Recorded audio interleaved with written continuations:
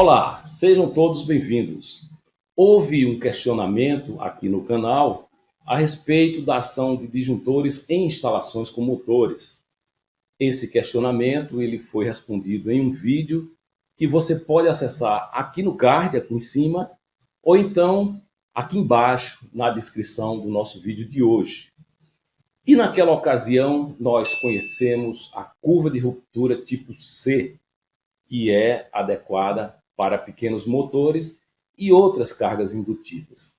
E a partir daí, nós sentimos a necessidade de um esclarecimento maior em relação às curvas de rupturas dos disjuntores. E nesse vídeo nós vamos esclarecer alguns pontos que estão relacionados com os diferentes tipos de curvas dos disjuntores. Mas antes, se inscreva no canal, dê seu like e acione o sininho das notificações. Fazendo isso, você vai ser informado sempre que um vídeo novo for postado aqui no canal. Então, nós já sabemos que o disjuntor ele tem como objetivo principal garantir a segurança da instalação elétrica. Mas também é fato que toda instalação elétrica ela está propícia a sofrer sobrecargas e até mesmo curtos-circuitos. E isso gera picos de corrente durante o seu funcionamento normal.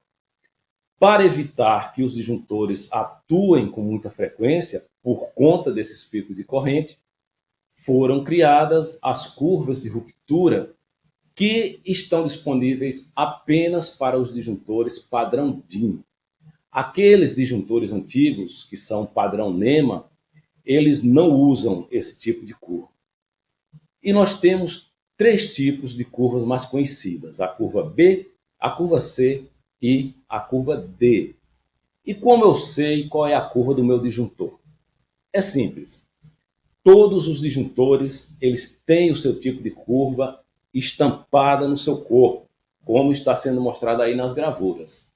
Disjuntor curva B, curva C e curva D.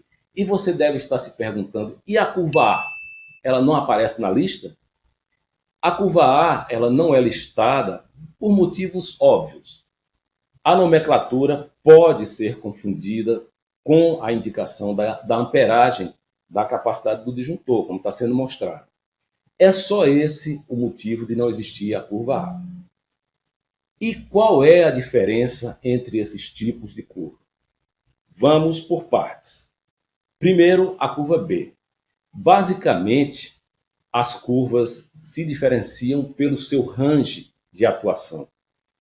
A curva tipo B, ela tem uma faixa de ruptura que varia entre 3 e 5 vezes a corrente nominal do disjuntor. Já a curva tipo C, ela tem uma faixa de ruptura que varia entre 5 e 10 vezes a corrente nominal do disjuntor. E a curva tipo D, ela tem uma curva de ruptura que varia entre 10 e 20 vezes a corrente nominal do disjuntor. Vamos traduzir isso em números. Vamos usar como referência um disjuntor de 16 amperes. Poderia ser qualquer um outro. Na curva B, esse disjuntor iria atuar entre 32 e 80 amperes. Se esse mesmo disjuntor de 16 amperes fosse curva C, ele iria atuar entre 80 e 160 amperes. E se fosse curva D, iria atuar numa faixa entre 160 e 320 amperes. O disjuntor, apesar de ter a mesma corrente de 16 amperes, ele tem faixas de atuação diferentes. Isso vai depender do tipo de curva para a qual ele foi projetado. O disjuntor de tipo B, ele é utilizado para instalações residenciais, tomadas, equipamentos, eletrodomésticos, chuveiros. Nós podemos dizer que ele é usado basicamente para cargas resistivas. Já o disjuntor de curva tipo C, ele é utilizado para instalações onde as cargas indutivas prevalecem. E nós podemos incluir aí ligações de pequenos motores, ligações de bobinas, iluminação com reatores e por aí vai. O disjuntor de curva tipo D, ele é utilizado para instalações onde cargas indutivas de grande potência prevalecem. É o caso de motores de grande porte e também dos grandes transformadores. Nessas cargas, a demanda de correntes de curto-circuito ela é muito alta.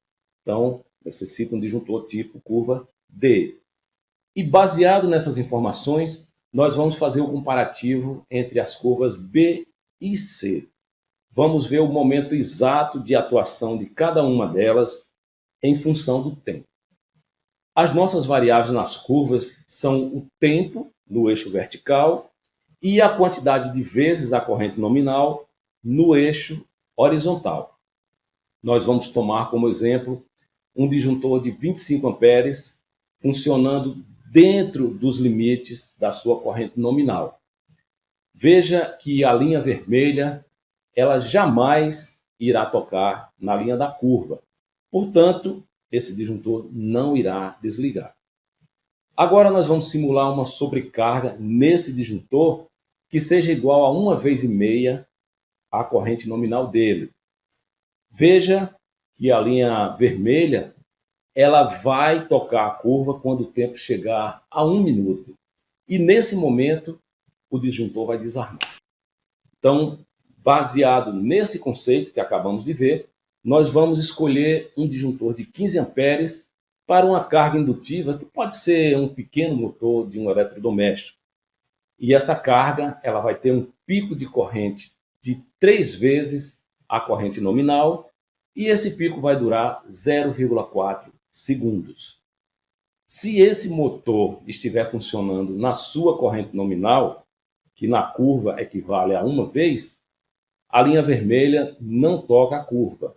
Portanto, esse disjuntor não atua e ele vai permanecer ligado. Mas, considerando o pico de partida, se eu escolher o disjuntor curva B, ele vai desarmar sempre que esse motor for acionado. Veja que a linha vermelha que indica a partida, ela toca na curva do disjuntor antes de 2 centésimos de segundo. E ao tocar na curva, o disjuntor entende que há um curto-circuito na instalação e desarma imediatamente. Então, a conclusão é que esse disjuntor não serve para esse equipamento, não serve para esse motor. Mas se eu escolher o disjuntor de curva tipo C, quando o motor partir, a corrente de partida vai durar 0,4 segundos e vai retornar à corrente nominal. Observe que a linha vermelha se deslocou e não tocou a linha da curva. O disjuntor entendeu que isso foi um pico normal de corrente. Então, o correto seria escolhermos o disjuntor de curva C para atender esse equipamento. O disjuntor de curva B, apesar de ter a mesma capacidade de corrente, ele iria desarmar sempre que o motor partisse. Então, agora, certamente, você já entendeu por que a análise das curvas é importante e é necessária. O disjuntor de curva B, ele atua entre 3 e 5 vezes a corrente nominal. O disjuntor de curva C vai disparar entre 5 e 10 vezes a corrente nominal. E o disjuntor de curva D, ele vai disparar entre 10 e 20 vezes a corrente nominal. Até a nossa próxima dica.